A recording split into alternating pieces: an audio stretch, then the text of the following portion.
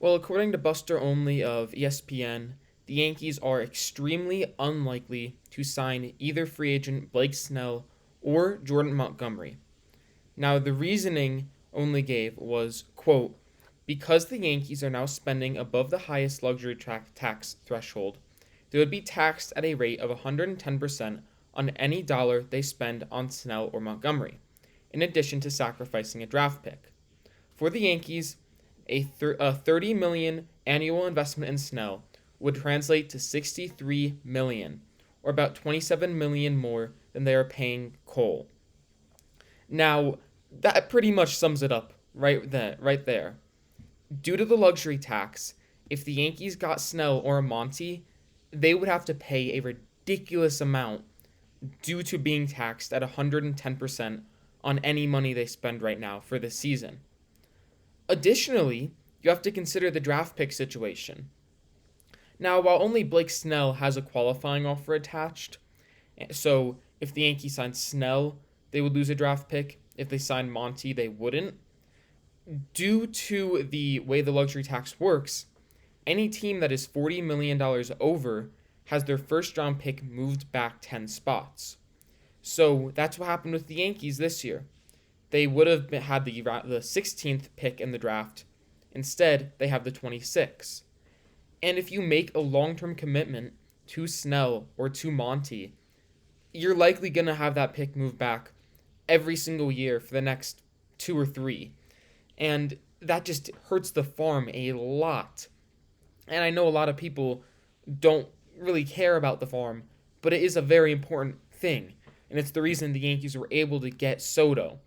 And if you're going to have to spend so much money to get one of these guys on top of the luxury tax, and then you're going to be losing draft picks and prospects, it just doesn't really make sense to get them.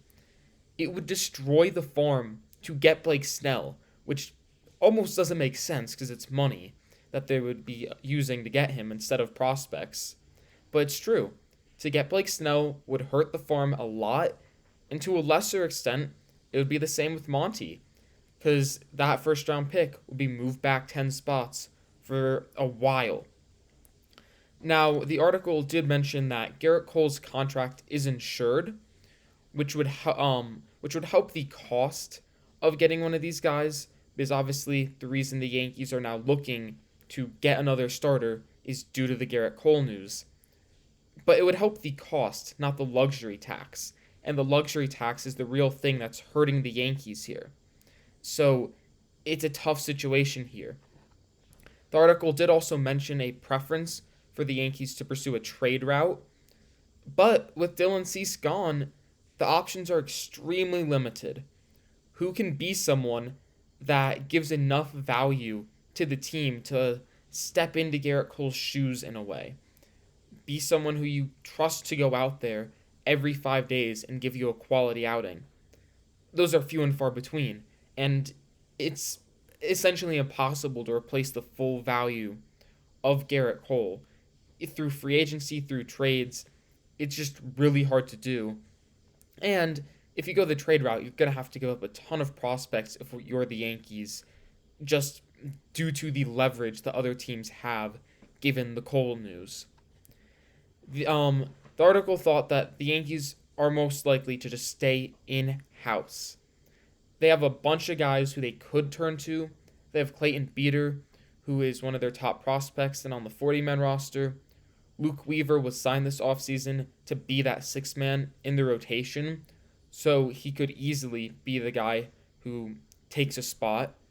They also have Cody Podet, who is on the Yankees 40-man, and the Yankees signed this offseason, but he does have minor league options, so more flexibility than someone like Luke Weaver.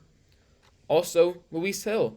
He was one of the Yankees' top-ranked prospects in 2021 and 2022, was actually pitching well in the majors, had Tommy John surgery, but now he's healthy. So they have options to turn to, and it's hard to replace the full value of Gerrit Cole, if not impossible to replace that. And the only guys who really can replace the most of that would be Snell or Monty. But due to the cost, due to the fact that it would hurt the farm to sign them as free agents. I just don't think it's going to happen. So while Snell and Monty are unlikely, there are options in the farm system, but replacing Gerrit Cole's value is a next to impossible task for the Yankees.